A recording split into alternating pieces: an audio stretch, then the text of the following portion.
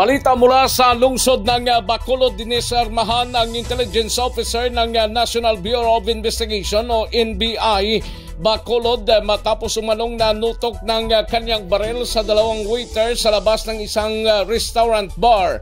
Ang nasabing insidente nakita umano sa closed-circuit television cameras o CCTV footage sa 18th Street, Lacson, lungsod ng Bacolod na bumunot ng barel habang kinakausap nito ang waiter.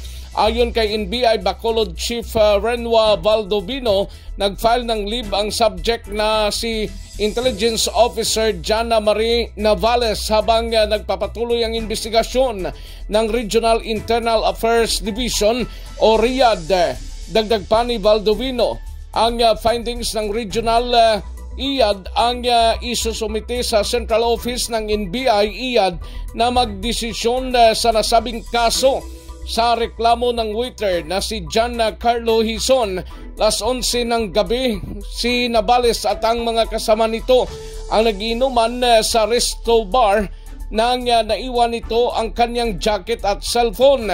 Binalikan ng nasabing NBI agent ang nasabing waiter, subalit pinanindigan ng nasabing waiter na walang jacket at cellphone na naiwan sa loob ng resto bar.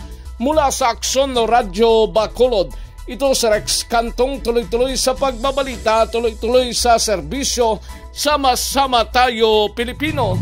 Timbog ang mag-ina sa ikinasang drug buy-bust ng Iloilo City Police Station 1 Drug Enforcement Team sa Barangay Tanza, Timawa, Zone 2. Ayon kay Barangay Kagawad Henry Shalo, hindi nila na-monitor ang illegal activities ni Madonna Lavalle at ng kanyang anak na si Rainier.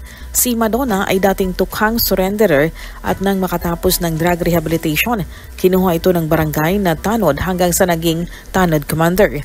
Ngunit nag-resign ito bago ang barangay election noong Oktubre 30. Ayon pa kay Kagawad Shalo, involved naman si Rainier sa mga komosyon ng mga kabataan sa kanilang lugar at iba pang barangay sa lungsod. Ayon naman kay Police Captain Rocky Jimeno III na hepe ng Iloilo City Police Station 1, na-recover sa mag-ina ang 4 na sachets ng shabu na may standard drug price na 156,400 pesos.